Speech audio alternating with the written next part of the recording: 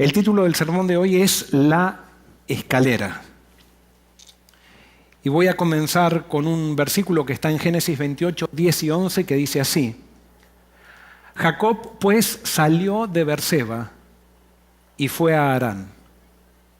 Llegó a un cierto lugar y durmió allí, porque ya el sol se había puesto.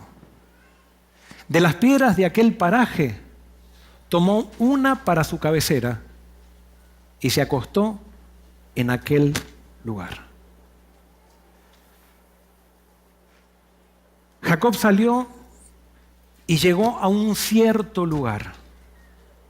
Ese cierto lugar en este momento no tiene nombre.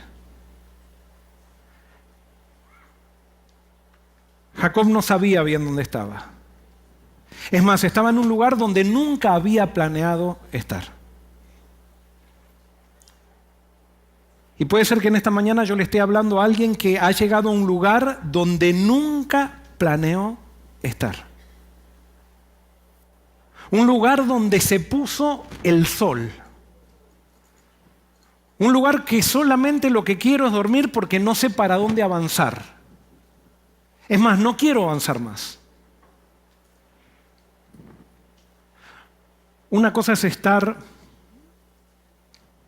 experimentando dolor por errores que cometieron conmigo, que es duro eso. Pero para mí no hay dolor más agudo que estar experimentando dolor por aquellas cosas que yo hice y por el dolor que le causé a otros. Porque cuando yo experimento dolor por lo que otros me hacen, bueno, yo puede ser que me sienta víctima, puede ser que me sienta mal, pero no hay culpa. Pero cuando la culpa invade el corazón de alguien, ese es el dolor más intenso que un ser humano puede experimentar. Culpa. Y hoy yo tengo la seguridad, y no lo digo esto como una estrategia psicológica, pero que este sermón es para alguien que se le ha puesto el sol en su vida y que no es por causa de lo que otros hicieron con él o con ella, sino que es por causa de sus propios errores. Y eso era lo que estaba viendo Jacob. Estaba en un lugar que nunca soñó por causa de sus errores. Estaba totalmente solo porque estaba cosechando las consecuencias de sus errores.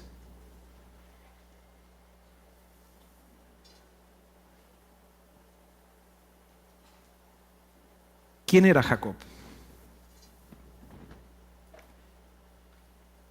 Y Jacob, estoy haciendo una serie que se titula Los hijos de Abraham. Es interesante porque este personaje, a quien se le había puesto el sol en su vida, es el personaje después de Moisés que quizás más lugar se le dedica en la Biblia. Jacob. ¿Quién era Jacob?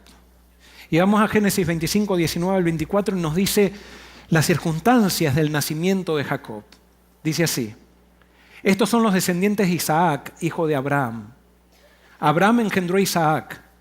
Isaac tenía 40 años cuando tomó por mujer a Rebeca, hija de Betuel, arameo de Padán Aram, hermana de Labán, arameo. Isaac oró a Jehová por su mujer Rebeca, que era estéril. Lo aceptó Jehová y Rebeca concibió. Y quiero destacar aquí una cosita interesante. Fíjense, Rebeca era la madre, o sea, va a ser la madre de Jacob. ¿Y cuál era la situación de Rebeca? Era estéril. ¿Se acuerdan con Sara? ¿Cuál era el problema de Sara? Era estéril. Parece que los hijos de la promesa vienen siempre de milagros. Dios ya había prometido a Abraham que en él serían benditas todas las naciones y él tenía que creer. Y ahora, cuando Isaac recibe la primogenitura de Abraham, también le dice a Abraham, la primogenitura era transmitir esto que en él iban a ser benditas todas las naciones, o sea que en Isaac iban a ser benditas todas las naciones también. Pero resulta que Isaac se casa con alguien que es como estéril. Pareciera que la promesa de Dios no se va a cumplir. Pero ahora ya Isaac había aprendido de su padre y había aprendido de su padre y de su madre que muchas veces el camino más largo entre dos puntos es el atajo. Y quiero que escuches bien esto. Porque muchas veces no son tanto nuestras equivocaciones de rebelión con Dios que nos llevan a un lugar donde no queremos estar, sino que muchas veces estamos en un lugar donde no deberíamos estar porque quisimos adelantarnos y tomar un atajo. Y vuelvo a repetir, muchas veces el camino más largo entre dos puntos es el atajo. La Biblia dice, espera en Jehová. Espera en Él y Él hará. Bueno es esperar la salvación de Jehová.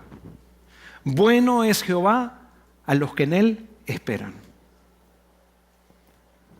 ¿Has aprendido a esperar en Jehová o es tu vida un camino de desesperación por querer lograr los objetivos que Jehová se ha propuesto, pero quieres tomar atajos? No tienes paciencia. Ahora es interesante que Dios le había prometido a Isaac que de él serían benditas todas las naciones, sin embargo, le da una esposa estéril. ¿Por qué? Porque hay algo que todavía no entiendo muy bien, que es el tema de la oración.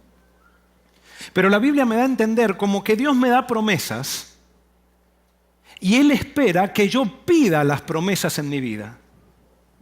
Las promesas, si bien se iba a cumplir, Dios había puesto como las promesas en un estante e Isaac tenía que tomar las promesas por medio de la oración. Y hasta que Isaac no oró por su esposa estéril, la promesa que ya había sido dada desde un principio no se cumplió. Pareciera que la oración es una señal o un ejercicio de dependencia de Dios, que nos hace recordar que nosotros somos colaboradores de Dios. Dios ya dio las promesas, Dios nos dio todo lo que nosotros necesitamos tener. Sin embargo, nosotros tenemos que pedirlas. Dios después hace aquellas cosas que nosotros no están en nuestro control y Él nos bendice, pero hay cosas que nosotros tenemos que pedir y esas son las cosas que Dios prometió. Y si Dios prometió algo, nosotros tenemos que pedir que eso se cumpla en nuestra vida. Y eso nos muestra la experiencia de Isaac con Rebeca. Dios aceptó la oración de Isaac y Rebeca concibió. Y sigue diciendo el Génesis. Pero como los hijos luchaban dentro de ella, Rebeca pensó, si es así, ¿para qué vivo yo? Y fue a consultar a Jehová. Y Jehová le respondió, 2 naciones hay en tu seno, 2 pueblos divididos desde tus entrañas. Un pueblo será más fuerte que el otro pueblo, y el mayor servirá al menor. Acá dice que Rebeca fue a consultar a Jehová. Los eruditos dicen que posiblemente Rebeca fue a consultar a Melquisedec, que no era descendiente de Abraham, pero ya había participado en esta historia. Sin embargo, podemos entender también que Rebeca fue directamente a Dios y le pidió a Dios que le revelara qué era lo que estaba pasando. Y entonces Dios le dice que va a tener mellizos, que va a tener gemelos, no, mellizos serían, no serían gemelos. Pero le da una advertencia, el mayor servirá al menor. ¿Qué está haciendo Dios con estos gemelos? ¿Qué está haciendo? Cuando dice el mayor servirá al menor. Cuando dice el pueblo más fuerte, un pueblo será más fuerte que el otro pueblo y el mayor servirá al menor. ¿Qué es lo que está diciendo? Está predestinando y está escogiendo, ¿verdad? Está escogiendo ¿a quién? ¿Al mayor o al menor? Está escogiendo al menor. Y acá nos parece injusto, ¿o no? Es más, después en el Nuevo Testamento dice que Dios escogió a Jacob y ¿qué hizo con Esaú? Lo aborreció, dice. Claro, esa palabra no es lo mismo que aborrecer como nosotros, sino que Dios le dio más importancia a Jacob y eligió a Jacob y no eligió a Esaú. Cuando dice no eligió a Esaú, no quiere decir que lo desechó a Esaú, sino que no lo eligió. Y les hago una pregunta, de acuerdo a lo que hemos estado estudiando en los sermones pasados, ¿por qué Dios eligió a Jacob? ¿Por qué Dios eligió a Jacob? ¿Cómo? Muy bien. Muy bien. Jacob era el más necesitado, el peor, el más débil, el que tenía más carencias. Y entonces cuando Dios elige al que tiene más carencias, al más débil, con eso está eligiendo ¿a quién? No está desechando a Esaú, sino que Él está siempre, como siempre dijimos, Dios siempre elige al más débil. Porque si Él eligiera al más fuerte, cuando Dios elige, entonces el más débil se sentiría rechazado. Pero cuando Dios elige al más débil, entonces por eso el más fuerte se puede sentir incluido. ¿Se entiende? Lo dijimos, ¿se acuerdan con la ecuación que no me gustó mucho del varón y la mujer? Bueno, no le gustó mucho a los varones. Dios siempre, esta dinámica se ve en toda la Biblia y especialmente en el Génesis se ve esto. Dios siempre elige al más débil. Y cuando elige al más débil, elige a todos. Y por eso Dios estaba eligiendo a Jacob, que era el más débil, que era el menor, para poder incluir al mayor. La semana pasada fuimos testigos de algo muy interesante y creo que ilustra esto un poco. Y espero no equivocarme y espero que nadie se ofenda con lo que voy a decir. Pero quiero felicitar a los jóvenes de nuestra iglesia porque salieron campeones de vóley en el... Muy bien, un aplauso. Y fue excelente lo que hicieron. Sin embargo, hay algo que ilustra esto. ¿Por qué? Porque aquí en la iglesia no podían ir todos a jugar. Y se hizo una selección de los que eran, parece, no los mejores, pero bueno, parece, eran los, no voy a decir los mejores, eran los que tenían que jugar. Y unos quedaron fuera. Pero esos que quedaron fuera, entonces fueron elegidos por la iglesia de Apópoca. Pero la mayor eran de Forest City, la mayor cantidad. Entonces es interesante, yo no sabía todos los detalles hasta que me fui enterando y al final esto me quedó como ilustración de sermón. Porque resulta que a los que fueron no seleccionados le empezaron a ganar a todos. Y los seleccionados también le ganaron a todos, pero los seleccionados de Forest City tuvieron un partido al cual yo llegué y fui testigo. Los seleccionados de Forest City, perdónenme los seleccionados de Forest City por lo que voy a decir, los seleccionados de Forest City terminaron jugando contra los que no fueron seleccionados de Forest City y los que no fueron seleccionados de Forest City le ganaron por paliza a los que fueron seleccionados. No se enojen los seleccionados. Pero como Dios es justo y Dios equipara, después llegaron a la final. O sea, los de Forest City seleccionados con el único que perdieron fueron con los que no fueron seleccionados. Y los que no fueron seleccionados en ese momento eran los mejores porque nunca habían perdido y Forest City sí, los seleccionados sí habían perdido. Pero llegó la final y los seleccionados de Forest City, que ahora eran los peores, jugaron contra los no seleccionados de Forest City, que ahora eran los mejores, pero los peores al final, en la final, le ganaron. Los seleccionados, que ahora eran los peores, le ganaron a los no seleccionados, que eran los mejores, y al final los peores y los mejores ganaron la misma cantidad de partidos y ganaron los peores.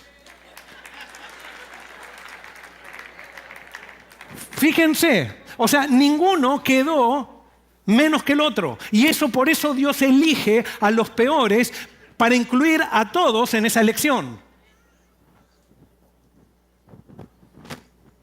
Y es así que acá se profetiza que el mayor va a servir al menor.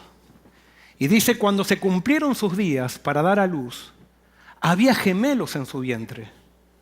El primero salió rubio, era todo velludo como una pelliza, y le pusieron por nombre Esaú. Después salió su hermano, trabada su mano al talón de Esaú, y le pusieron por nombre Jacob. Isaac tenía 60 años de edad cuando ella los dio a luz. ¿qué significa Jacob? O mejor dicho, ¿qué significaba en esa época que alguien le tomaba el talón a alguien? Hay una frase parecida en inglés que es pulling your leg. ¿Qué es eso? ¿Qué significa? Ángelo, ¿qué significa? Sí. ¿Cómo qué? Tomándote el pelo. Bueno, más o menos era eso lo que significaba en esa época también, y quizás viene de allí. O sea, y cuando Isaac, que posiblemente él fue el que le puso el nombre, no fue muy compasivo Isaac con Jacob. Y a Jacob le pusieron un nombre que quiere decir, cuando ven que está trabada la mano del talón, eso quería decir tramposo, estafador, ventajista. Y sin duda que Jacob tenía esas características, no solamente que las tenía porque las había heredado de su tío Labán. Nosotros no estudiamos cuando Isaac, o mejor dicho Eliezer, fue a buscar esposa para Isaac y se encontró con Rebeca, y el hermano de Labán quiso trampear a Eliezer. No sé si lo quiso estafar, pero más o menos lo quiso estafar porque le dijo, quédate un día más, él le dijo, y lo obligó a quedarse más. Cuando vio los regalos que le dio a Rebeca, él quería ser pariente, o sea, quería realmente que Rebeca se casara con Isaac por el dinero que iba a traer. Y era un ventajista. Y sin duda que Rebeca venía de esa familia y Jacob heredó esas características también de la familia de su madre.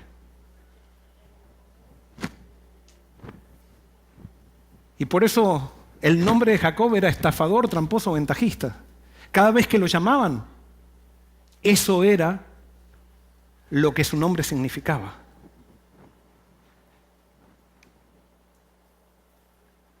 ¿Por qué Dios entonces eligió a Jacob?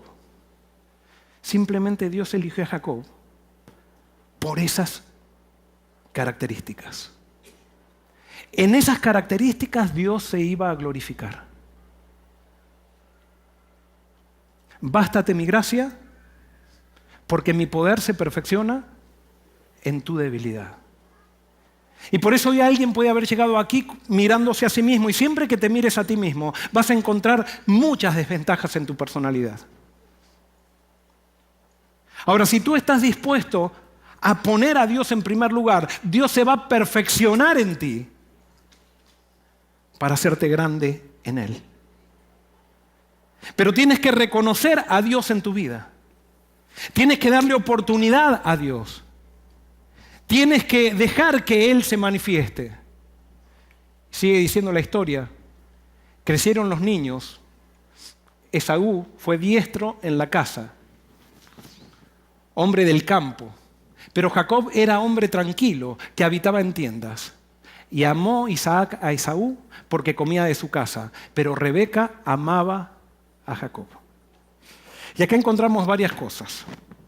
Una de las cosas es, les hago una pregunta, ¿a quién salió Esaú? ¿A quién salió Esaú? Que era aventurero, le gustaba salir a cazar. ¿A quién salió? ¿A la madre o al padre? A la madre. Esaú, estudien la historia y van a ver que cuando Eliezer va a buscar a Rebeca, la va a buscar a Arán, no va a Isaac a buscar a Rebeca. Isaac se queda en la tienda y mandan un siervo y la buscan a Rebeca. Y cuando Eliezer dice, ¿quién quiere venir conmigo para que se case con alguien que no conoce? Rebeca dice, yo voy. Y le preguntan a ella, dice, yo voy. Y se subió al camello y se fue. O sea, Rebeca era realmente una mujer de armas a tomar. Y Esaú heredó esa parte de Rebeca. ¿Y Jacob de quién heredó la otra parte? O mejor dicho, el hecho de estar en la casa, ¿de quién? De su papá. Ahora, ¿por qué Isaac prefería a Esaú? Isaac prefería a Esaú porque Esaú tenía lo que él admiraba, lo que él no tenía. ¿Y por qué Rebeca prefería a Jacob? Porque Jacob tenía lo que ella admiraba también, el hecho de estar en la casa. A Rebeca le gustaba estar, si fuera con ella, hubiera estado cazando. Con Z. Ahora, no quiere decir que Esaú era todo Rebeca. Pero la parte temperamental que se veía, Esaú era parecido a Rebeca, y Jacob era parecido a Isaac. Y acá nos dice, pero Rebeca, amó Isaac a Esaú, dice, prefería Isaac a Esaú, y Rebeca prefería a Jacob. Acá vemos una insensatez de esta familia. Es más, ustedes van a ver en el Génesis que de las familias que eligió Dios, todas esas familias eran como, eran tóxicas. Porque cuando Dios elige una familia, ¿a cuál elige? A la peor. Para que todos tengan esperanza en la elección de Dios. Para que nadie diga, ah, no, mi familia está un desastre, que no puedo. Estas familias eran desastrosas. Y acá vemos que tanto Isaac como Rebeca cometen una insensatez y una necedad de hacer abierta su preferencia por un hijo. Y eso produce ciertas carencias. Ahora, en Jacob, ¿qué carencia había entonces? ¿Cuál era la carencia de Jacob?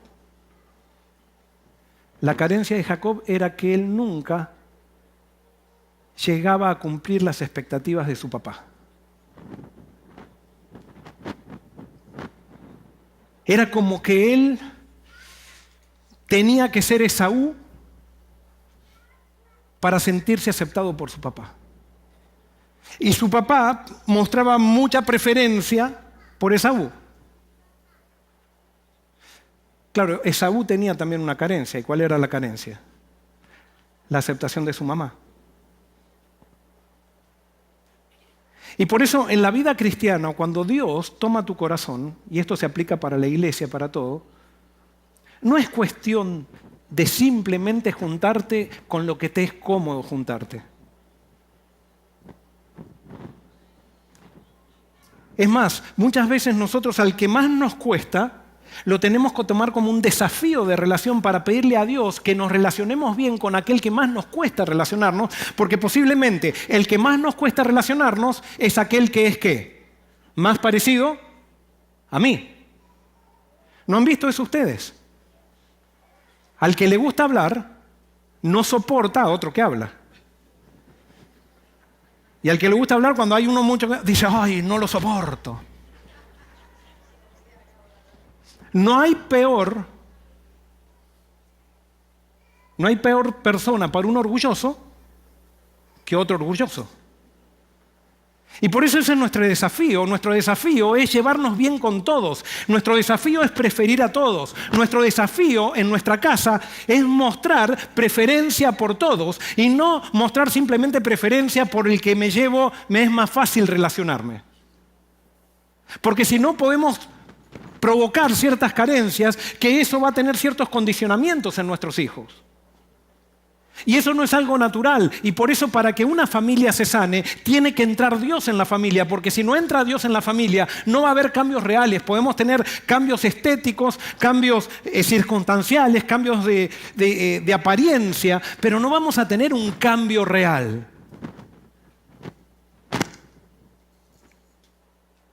Sigue diciendo el texto, guisó Jacob un potaje y volviendo Saúl del campo cansado dijo a Jacob, te ruego que me des a comer de ese guiso rojo que estoy muy cansado, pues estoy muy cansado. Por eso fue llamado Edom. Y Jacob respondió, véndeme en este día tu primogenitura. Jacob era un ventajista y tomaba ventaja de las debilidades de los otros. ¿Se han encontrado alguna vez con un ventajista? Un ventajista puede ser muy generoso, muy bueno, pero haz un negocio con él y siempre vas a salir perdiendo. Y no importa si eres si eres el tío, el padre, el hermano más cercano, no importa cuál sea la relación, haz un negocio con un ventajista y él va a hacer todo lo posible para ganar y que tú pierdas. Y no le va a importar si eres la madre o el padre. Y eso era Jacob.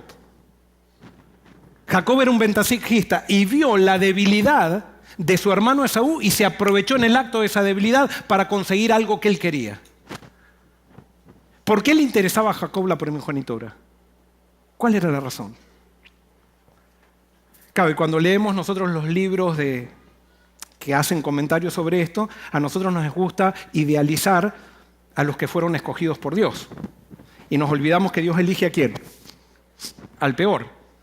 Entonces lo idealizamos y decimos, no, lo que pasa es que Jacob amaba a Dios. Tenía problemas, pero amaba mucho a Dios. Sí, es verdad que quizás Jacob había heredado del padre el hecho de prestar más atención a Dios, pero a Jacob lo que le interesaba era ¿qué? Era el poder que daba la primogenitura. Porque la primogenitura no era solamente ser el sacerdote de la familia, sino que la primogenitura era recibir un doble de la herencia. Eran bienes materiales también. Y Jacob, que era un ventajista, él no se podía quedar atrás. O sea, eso le pertenecía naturalmente a su hermano y él no iba a permitir eso. Y por medio de una ventaja, y más si había una promesa que decía, o una profecía que decía que él iba a ser el mayor, entonces él iba a tener que sacar provecho de esto. Y alguien puede decir, pero no, pastor o Joel, no, eso no puede ser así. Porque Jacob era bueno, o sea, él buscó a Dios porque Dios lo eligió, incluso porque lo veía en el corazón, que en el corazón él tenía a Dios. Oh, nos encanta idealizar a los personajes. A mi criterio no era así. ¿Se acuerdan cuando Jesús eligió a los discípulos? ¿Por qué los discípulos siguieron a Jesús? ¿Cuál fue la razón? Creyeron que era el Mesías.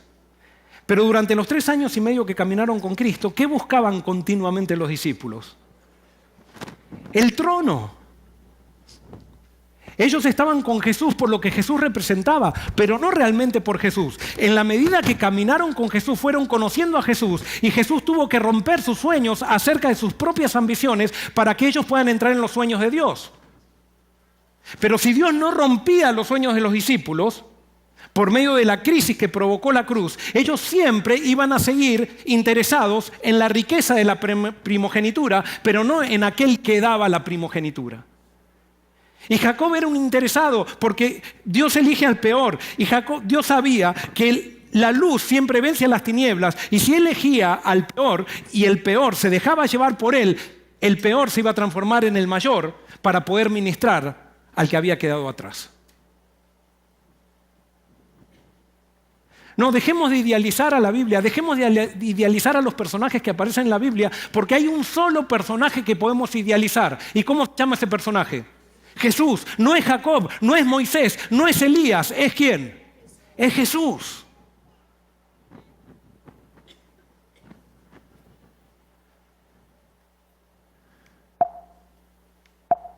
Se me trabó el clicker. No sé por qué, pero me lo anuncia.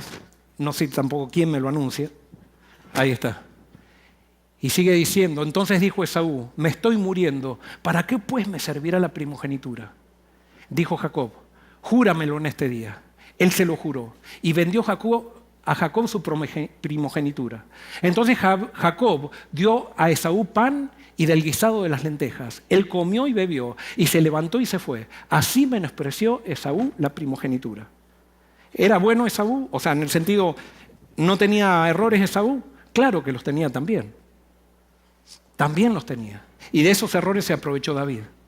¿Y cuál era el error de Esaú? Esaú no podía sacrificar un bien presente por un bien futuro mejor. Y si tú quieres evaluar la madurez de una persona, y si quieres evaluar tu madurez es sacrificar un bien presente o un placer presente por obtener un futuro mejor. Allí hay madurez espiritual y hay madurez emocional. Pero las personas que quieren todo ya, las personas que no pueden dejar pasar un placer presente y tienen que vivir el presente sin pensar en el futuro, esas personas no son maduras y esas personas continuamente van metiéndose en errores. Este problema de Saúl no era Saúl el único que tenía ese problema, porque Jacob también tenía ese problema, porque Jacob, por medio de esto, él no quiso esperar que la promesa de Dios se cumpla y él dijo, ahora me aprovecho, voy a utilizar un medio personal para poder ayudar a Dios a cumplir su promesa. Y vuelvo a repetir algo que ya repetí en los sermones pasados, a Dios no se le ayuda a cumplir las promesas. A Dios simplemente se le reclaman las promesas. Y yo espero que Él las cumpla de acuerdo a lo que Él dijo, pero no de acuerdo a lo que yo le digo que tiene que hacer. Eso es fe.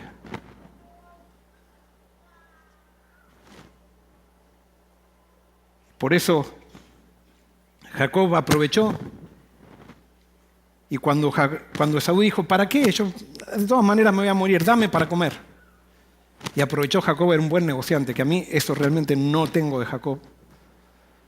Y enseguida hizo, vamos a hacer un contrato, me lo vas a escribir, mándame un email, vamos a hacerlo oficial. Claro, en ese momento no era necesario email ni nada porque la palabra en esa época valía.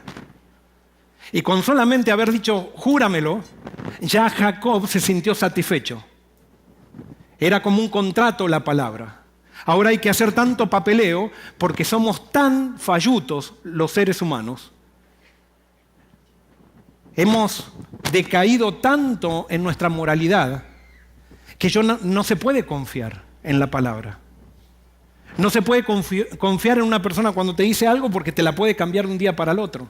Y entonces por eso necesitamos tantos abogados. Así menospreció Esaú la primogenitura. Y es interesante que Jacob ahora parecía que era el primogénito, pero que había que esperar la bendición del padre. Jacob se apropió de la primogenitura y ustedes saben cómo fue. Surgió de la negociante de la madre también, que en eso tenía el mismo espíritu de Jacob. Y la madre se entera que Isaac iba a dar la bendición de la primogenitura a Esaú. Rebeca se entera de eso. Y ahora hace un plan Rebeca, sin saber que ese plan le iba a costar la separación del hijo que tanto prefería. Por el plan de Rebeca, de adelantarse a Dios, iba a provocar no ver nunca más a su hijo preferido. Sin embargo, ese plan que hizo Rebeca le permitió a Rebeca desarrollar la preferencia que necesitaba Esaú recibir de ella. Porque si bien nosotros muchas veces hacemos nuestros propios caminos, Dios va haciendo con nuestros errores un cuadro para beneficiar a todos. Y entonces Rebeca le propone algo a Jacob que Jacob siempre había intentado hacer, pero que se había cansado de hacer. Le dijo, disfrázate de tu hermano y pídele la bendición a tu papá. Jacob dudó un poco, pero al final accedió. Y entró en este negociado tramposo. Entró en el camino de la hipocresía. Ahora Jacob se disfraza de Esaú para ser aceptado por su padre. Jacob es el símbolo de aquellos que quieren salvarse por las obras. Jacob es el símbolo de aquellos que tratan de cumplir cosas para ganar el favor de Dios. Piensan que tienen que ser diferentes, que no pueden ser Jacob porque Dios, si son Jacob, los va a rechazar. Entonces se disfrazan por afuera de leyes, de normas, de legalismos, para poder ser aceptados delante de Dios. Y viven en una continua ansiedad porque no tienen la seguridad de su padre. Y ustedes conocen la historia. Jacob logra engañar a su papá. Recibe la bendición del padre y con eso recibe la primogenitura. Y cuando viene su hermano Esaú a pedir él la primogenitura, que ahora se estaba arrepintiendo de haberla vendido de años antes, Esaú se encuentra que su hermano lo había engañado. Pero no era tanto engaño. Su hermano se encuentra que su hermano había engañado a su padre. Pero ahora Esaú parece como que se olvida que él la había vendido y que no le había interesado la primogenitura. Ahora Esaú toma un rencor tan grande contra Jacob que por respeto a sus padres no lo mata. Pero estaba esperando que sus padres mueran para poder matarlo.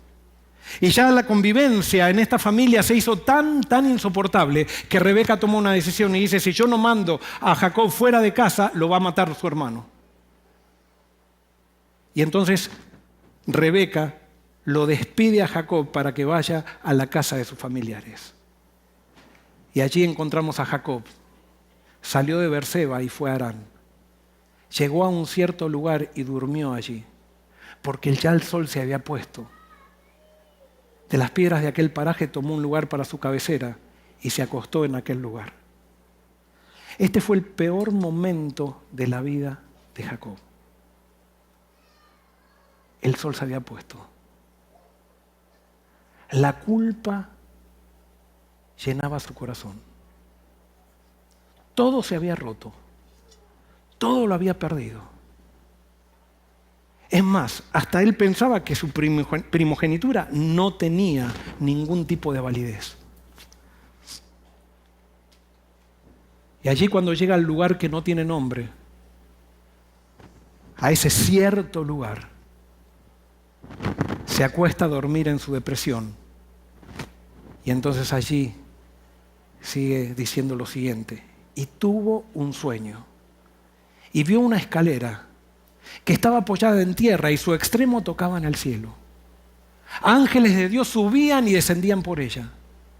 Jehová estaba en lo alto de ella y dijo: yo soy Jehová, el Dios de Abraham tu padre, el Dios de Isaac. La tierra en que estás acostado te la daré a ti y a tu descendencia. ¿Qué es esto?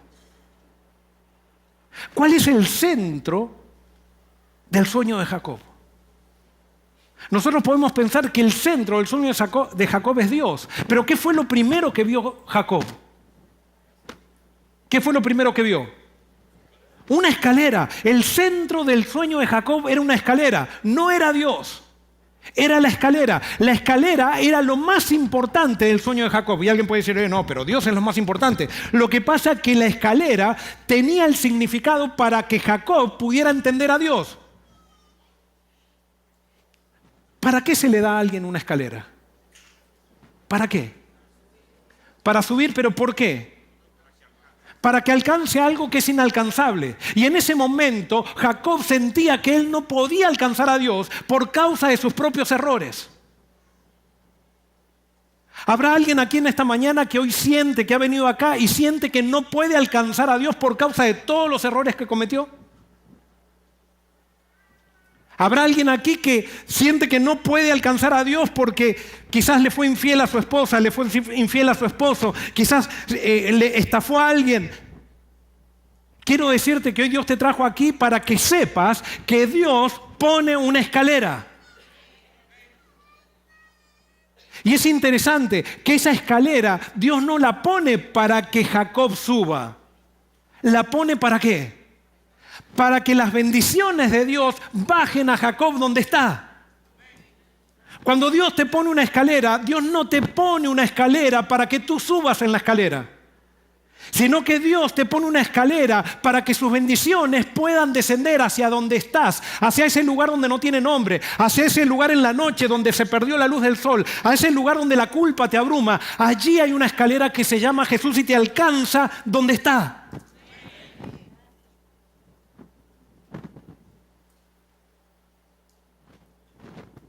Y cuando viene la escalera, cuando ve la escalera, aparece una voz y le dice: yo soy Jehová, el Dios de Abraham tu padre y el Dios de Isaac. La tierra en que estás acostado te la daré a ti y a tu descendencia. Esa era la primogenitura. Eso era la promesa que Dios le había hecho a Abraham y a Isaac. Y ahora Jacob se siente sorprendido porque Dios, cuando le da la escalera, le confirma exactamente la misma promesa que hizo a sus padres. Pero ¿cómo? ¿Cómo? No es que yo fallé, no es que me equivoqué. ¿La promesa sigue en pie?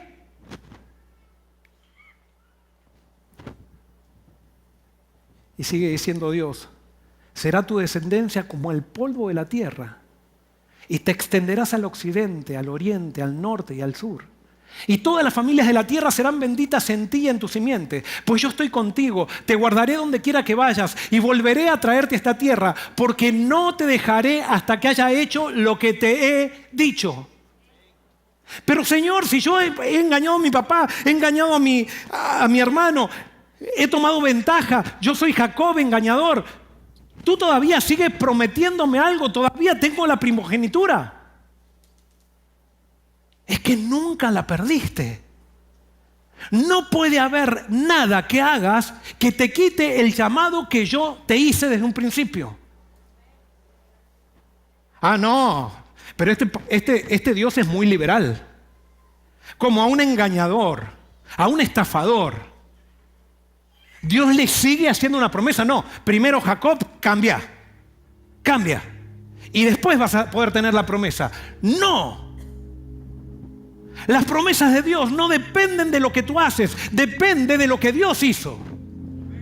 Las promesas de Dios tienen que ver con algo que Él provee para que las promesas de Dios tienen que ver con algo que Él provee cuando tú estás en el momento más oscuro de tu vida, para que las bendiciones de Dios bajen y te toquen allí, en el lugar donde no mereces nada. Las crisis que te causó el pecado son la oportunidad de Dios para bendecirte. No es que Dios te empuja al pecado, sino que Él sabe que somos débiles. Y para eso ha provisto una solución. Romanos 11:29 dice, pues lo que Dios da, no lo quita, ni retira tampoco su llamamiento. Gloria a Dios. Gloria a Dios porque Él nunca quitó el llamado de tu vida. Sí te equivocaste. Sí quizás adulteraste. Sí quizás estafaste. Sí quizás estuviste metido en pornografía o estás metido en pornografía. Allí Dios manda una escalera para mandar las bendiciones del cielo a través de Cristo. Y en Cristo te hace la promesa, te la confirma y te dice, no te dejaré hasta que cumpla todo lo que he prometido. Amén. Pero yo pensaba, Señor, que yo no merecía nada. Es que sí, nunca mereciste nada. Ni nadie merece nada. Aquel que piensa que se merece, se está preparando para caer. Y cuando caiga, será la oportunidad de Dios para poder tomarlo, porque ahora, mientras él se cree digno, no le da permiso a Dios para que Dios se haga grande en él. Qué necios que somos los seres humanos, pensando que somos mejores que otros cuando comparamos nuestras obras con las de alguien más. Y por eso cuando llega el orgullo a nuestro corazón, nos está preparando para la caída, que será aprovechada por Dios para confirmarme que el llamado de Dios no depende de lo que tú haces, sino depende de lo que Él es y lo que Él hizo. ¿Será que le estoy llamando a algún pastor o hablando a un pastor aquí? Por internet quizás que está escuchando que se equivocó, fue sacado del ministerio y hoy todo el mundo lo desprecia, sintiéndose superior o superior a él o a ella. Hoy Dios te dice, pues lo que Dios da no lo quita, ni retira tampoco su llamamiento. Si tú sentiste el llamado de Dios cuando eras chico, te equivocaste, lo dejaste, fuiste incluso un Esaú. Hoy Dios te manda una escalera en Jesús para decirte que ese llamado sigue intacto. Solamente tú tienes que creerlo.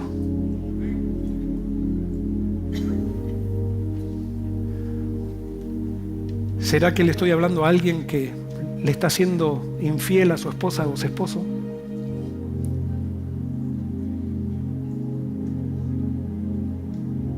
¿Qué estás cosechando de esa infidelidad? Solamente ansiedad.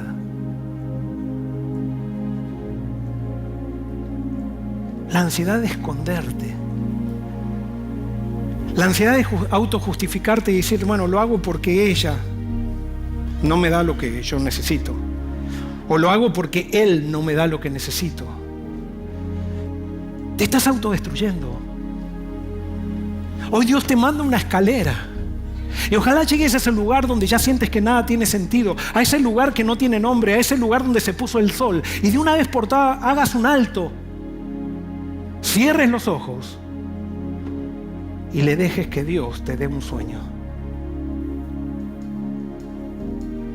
Y así aceptes el plan que Dios tiene para ti. Porque Él te dice: yo no te dejaré hasta que cumpla todo lo que te he prometido.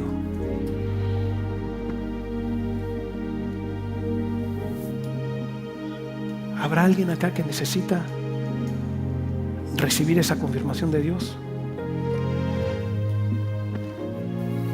Génesis 28:16 dice: cuando Jacob despertó de su sueño, dijo: ciertamente Jehová está en este lugar, y yo no lo sabía. Entonces tuvo miedo y exclamó: cuán terrible es este lugar. No es otra cosa que casa de Dios y puerta del cielo. ¿Dónde está Dios? ¿Dónde está? ¿Está en la iglesia? ¿Está en un templo? ¿Dónde está? Dios está en el lugar donde se puso el sol en tu vida. Dios está en el lugar que no tiene nombre. Dios está en aquel lugar que nunca planeaste estar. Está en el lugar que llegaste por causa de tus errores. Allí está Dios. Y Dios manda una escalera y te hace dar cuenta que Él siempre estuvo contigo. Nunca se separó de ti. Tú simplemente, por medio del pecado y tus equivocaciones, perdiste la sensación de la presencia de Dios. Pero Dios nunca se fue. Siempre estuvo. Y está esperando que te apartes, que salgas de tu entorno donde estás engañando, donde estás tratando de justificarte, donde estás tratando de demostrar que tú eres bueno, para ir a un desierto, a un lugar donde se te pone la noche, a un lugar donde ya no sabes qué es lo que viene, a ese lugar donde solamente lo que puedes hacer es encontrar una especie de descanso durmiendo con una piedra de almohada. Él está esperando que llegues allí para enviarte una escalera y para mostrarte que las puertas del cielo están en el mismo infierno.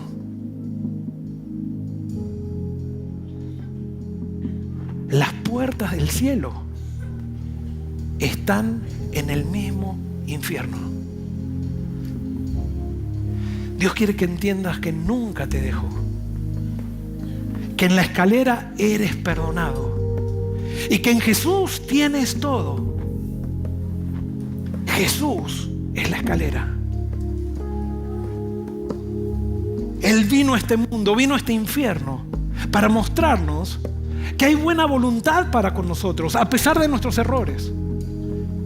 Que Dios no está esperando que nosotros le mostremos cosas buenas de parte nuestra, sino que lo único que está esperando es que nosotros aceptemos su revelación de lo que Él hace, de lo que Él es y de su amor incondicional para nosotros. No hay error del pasado que te pueda quitar del amor de Dios. Y por eso en Jesús Dios se revela, y por eso en el sueño de Jacob no es Dios el centro es la escalera. Jacob tenía que entender que es a través de la escalera que él conocía a Dios, es a través de la escalera que Dios llegaba a él, y a través de la escalera él iba a llegar a Dios. Ese es el perdón de Dios, y eso es lo que Dios quiere que entiendas.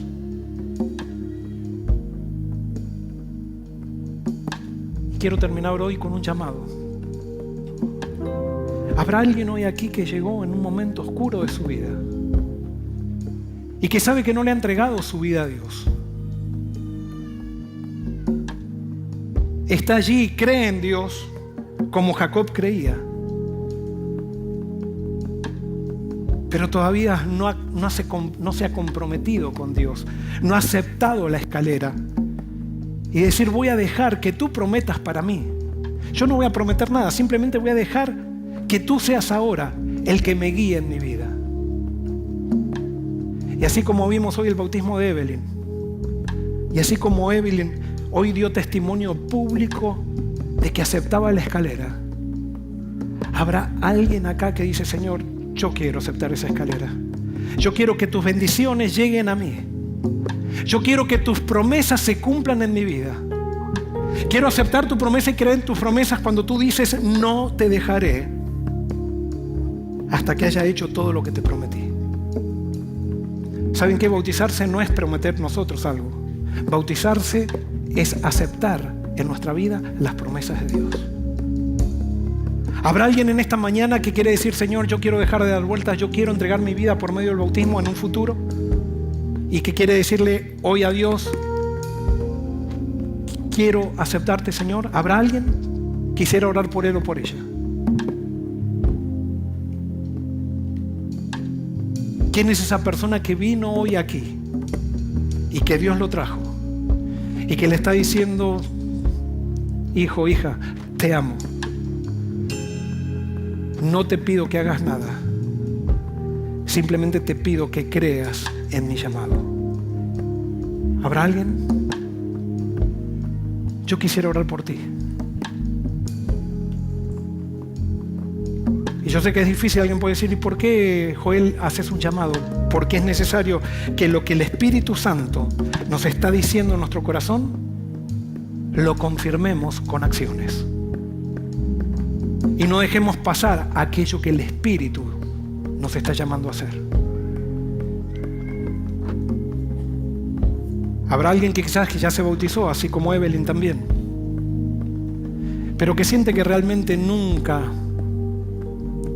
había entendido a Dios y que siempre fue un miembro de iglesia,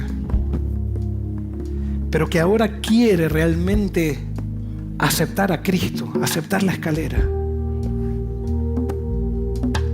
Yo quiero orar por ti. ¿Habrá alguien?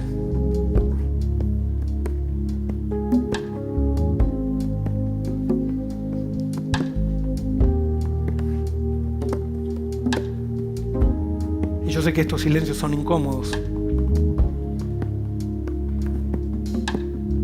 pero si este no es tu momento, no es tu momento. Y por eso yo quiero hoy que veamos lo que alguien está decidiendo con 15 años. Está aquí Alondra. Alondra nunca se había bautizado y ella está tomando la decisión de entregar su vida a Cristo. Y por eso allí está Ángelo con ella. Y le voy a pedir, hay muchos amigos de Alondra aquí que sin duda que están celebrando este momento. No sé si Kenny está aquí también, sé que Jennifer está arriba con Alondra, pero le voy a pedir a la familia de Alondra que pase y a los amigos que quieren apoyar esta decisión y celebrar esta decisión de Alondra. Y mientras Alondra se bautiza, si hay alguien que realmente quiere unirse a este movimiento de aceptar a Cristo y de poner a Cristo en su vida, yo quiero que pases. Y después que Alondra se bautice, vamos a cantar. Vamos a cantar para que Dios haga la diferencia en nuestra vida. Vienen muchas personas.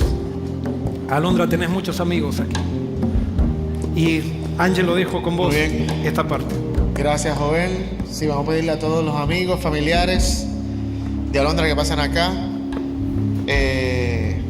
Justo estaba hablando ahora con Alondra allá atrás antes de bajar acá y me estaba diciendo que hace tiempo ha sentido el deseo de bautizarse, pero todavía como que no era el momento. Y no fue hasta, creo que el año pasado, en octubre, que estaba en un vesper de la escuela y cantaron una canción que aquí cantamos mucho, que es La Bendición. Y durante esa canción el Espíritu la tocó. Y yo le pregunté, mira, ¿fue algún momento específico? No creo que fue algo muy específico, pero eso me tocó mucho. Y simplemente Alondra hoy quiere dar ese paso de confirmación de que ella quiere seguir a Jesús, de que quiere hacer de Jesús el centro de su vida. Y nada, y quería esperar este momento que estuvieran todos sus amigos y familiares acá. Alondra, simplemente te quiero decir, como Joel estaba diciendo, que Dios tiene un propósito y una misión para ti que solo tú puedes hacer, como también le dijo a Evelyn. Y ese propósito y misión tal vez no lo sepas ahora, pero sin duda Dios te lo va a ir mostrando. Y cuando te lo muestre, yo sé que vas a lograr hacer lo que Dios te dice que tú hagas. Pues yo sé que en tu corazón tú lo amas. ¿Ok? Así que hoy te vamos a bautizar. Querido Señor, en esta mañana o tarde te damos gracias por la vida de Alondra. Porque ya tú la habías escogido antes de la fundación de este mundo. Para que tuviera un propósito y una misión única en este mundo. Para preparar el camino para tu venida. Y te agradezco porque Alondra esperó el tiempo preciso para tomar esta decisión. No apresurada, no sin pensarlo, Señor, sino que cuando sintió tu espíritu tocarla, ahí decidió hacerlo. Y es por eso, Señor, que estamos aquí reunidos con ella, con sus familiares, con sus amigos, con su iglesia de Forest City, donde ella públicamente dice que ha decidido seguirte a ti y dejar el mundo atrás. Donde ella hoy decide confirmar la obra que ya tú empezaste en su corazón a través de su espíritu. Y por eso hoy es mi privilegio y mi honor poder bautizarte, Alondra, en el nombre del Padre, del Hijo y del Espíritu Santo, para el perdón de todos tus pecados y la unción específica de su espíritu.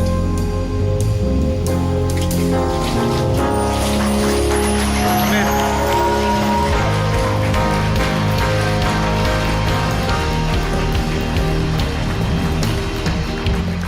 Muy bien, mientras bajan los amigos de Alondra de la plataforma, simplemente quiero, y se va preparando el worship team para cantar el canto final. Quiero simplemente decirte que Jesús te ha elegido y Él tiene un plan para tu vida. Tú solamente tienes que creerlo. Ese plan para tu vida no depende de lo que tú hagas, sino depende de lo que Él hizo, hace y hará. Y por eso, si hay alguien que mientras estamos cantando el canto final, que dice que debemos soltar todo en las manos de Dios, que de una vez por todas tenemos que tener miedo de entregarnos a Dios porque Él nos ama, porque Él simplemente lo que quiere es hacer cosas buenas en nuestra vida, no quiere quitarnos nada, quiere darnos todo. Si hay alguien que mientras cantamos quisiera venir aquí a pasar aquí adelante para tomar su decisión en un futuro y sellar su decisión en el Espíritu a través de las aguas del bautismo, por favor pasa, me gustaría orar por ti. Y si te da vergüenza, habla conmigo a la salida. Pero alabemos al Señor porque tenemos un Dios de amor. Un Dios que nos promete, nos llama y nos dice que su llamado nunca cae. Y que Él nos dice que no nos dejará hasta que todas sus promesas se cumplan en nuestra vida. Vamos a cantar.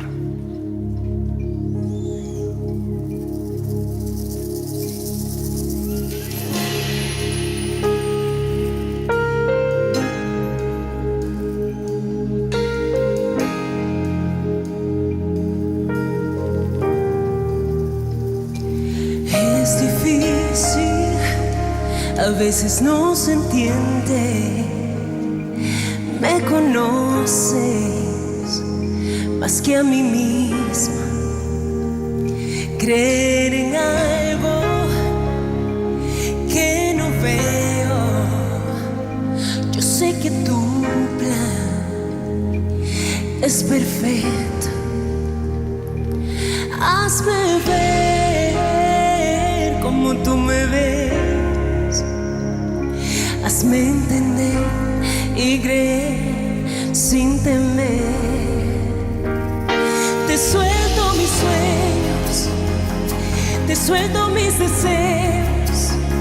Toma el control de mi vida. Tu plan anhelo más que el mío. Te suelto mis planes, te suelto mis decisiones. Toma el control de mi vida.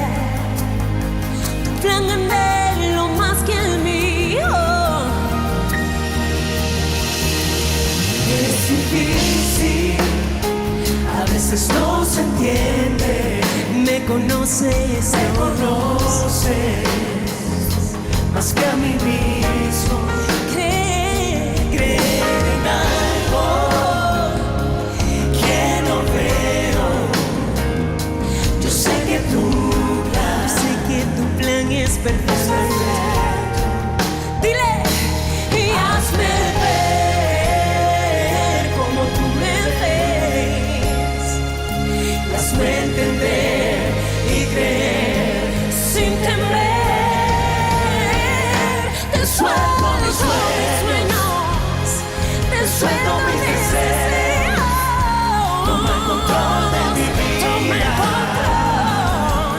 Tu plan anhelo más que el mío. Te suelto mis planes, te suelto mis decisiones. Toma el control de mi vida. Tu plan anhelo más que el mío. Lo dejo en tus manos. Úsame, Jesús. A mi manera no funcionó. Lo que tú tienes es mejor. Lo dejo en tus manos. Y úsame, Jesús. A mi manera no funcionó. Y lo que tú tienes es mejor. Oh, lo que tú tienes es mucho mejor. Suelto mis sueños. Yo quiero lo que tú tienes para mí. Suelto mis deseos. Porque tu plan es perfecto de mi vida. Tu plan anhelo más que el mío. Te suelto mis planes. Te suelto mis decisiones. Toma el control de mi vida. Tu plan anhelo más que el mío. Te suelto mis cargas. Yo te suelto mis fallas. Toma el control de mi vida. Tu plan anhelo más que el mío. Toma el control, Dios. Toma todo control. Porque tus planes son mejor que los míos. Oh, Dios, que los míos. Gloria a Dios. Todavía, ¿será que hay alguien que en el canto Dios le dijo, es el momento de soltarte todo? Y yo como ministro del Evangelio tengo que dar la oportunidad para que, si alguien sintió eso, lo hagas efectivo por medio de una acción. Que se confirme tu decisión en tu corazón. Que no quede simplemente en un deseo. Muchas veces nuestras intenciones quedan en deseos solamente, pero nunca se concretan. Amén. Gloria a Dios. ¿Habrá alguien más que quiere acompañar? ¿Cómo es tu nombre? ¿Tu nombre? Yadit. Yadiri. ¿Alguien más que quiere acompañar a Yadiri o que quiere venir aquí? Porque hoy es el día de soltarle todo a Dios. Amén, por esta niña. Amén. Amén.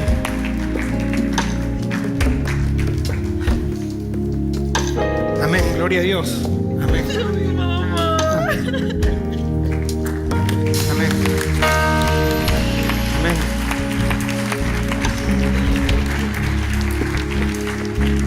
Dios los bendiga. Dios te bendiga. Dios te bendiga.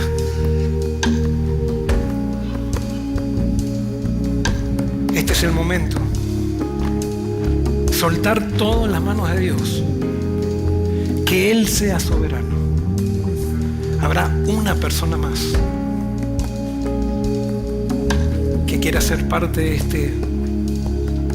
este grupo para que se una a la familia del cielo. No es a una iglesia, es entrar al reino. Es ser parte de algo que nos supera en las denominaciones, algo que va más allá. Y por eso, si hay alguien, cuando estoy orando, por favor pasa. Haz que tu decisión se manifieste en acciones. Hasta que tu decisión no se manifiesta en acciones, es simplemente un deseo. Cuando se manifiesta en acción, eso es fe. Y esa es la fe que hace accesible la salvación que ya fue dada para nosotros desde antes de la fundación del mundo. Vamos a orar. Querido Señor, aquí hay un grupo de personas que pasó a este llamado que tú les has hecho. Yo simplemente fui un instrumento. Tú les has hablado a través del canto, a través del mensaje, a través de las circunstancias de su vida, y ellos sienten que es el momento de soltar todo en tus manos. Y por eso, Señor, te pido que los bautices hoy con el Espíritu Santo, para que después ellos den testimonio público de su fe, de la fe que tú pusiste en el corazón de ellos, para que den el testimonio público a través del agua. Y de esa manera se confirme la fe. Y de esa manera comiencen, Señor, a experimentar las promesas que tú haces. Tú les prometes hoy a ellos que no los dejarás hasta que todas tus promesas se cumplan en su vida. Hasta que todo lo que prometiste a ellos se cumpla. Gracias, Señor. Acompáñalos, acompáñanos a todos. En el nombre de Jesús. Amén. Dios los bendiga. Seguimos caminando en el Señor. Y bendiciones a todos ustedes.